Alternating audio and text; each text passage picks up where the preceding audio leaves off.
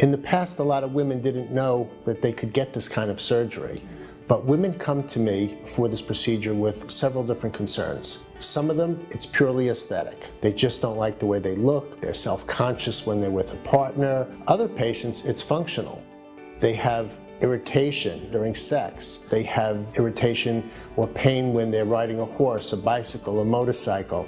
A lot of times patients will tell me their mother has the same problem, their sister has the same problem, so there may even be a genetic component to this as well. During the labiaplasty procedure, what we're looking to do is to reduce the size and configuration of the inner lips. There is both a horizontal excess of tissue and a vertical excess of tissue, and traditional procedures don't address the vertical excess. They only address the horizontal excess. The procedure takes about an hour. There is not a lot of pain with the procedure. There is a moderate amount of swelling and sometimes some bruising, but this doesn't present as a lot of discomfort for the patient. Patient satisfaction after this procedure is extremely high.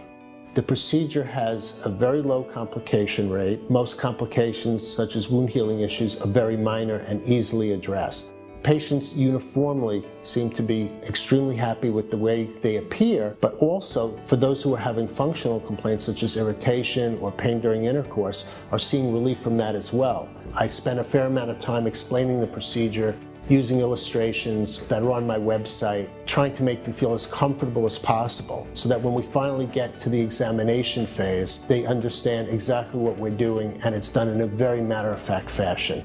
There is an art to this, and it takes practice. It's all about the outcome and changing the patient's life and making them happy.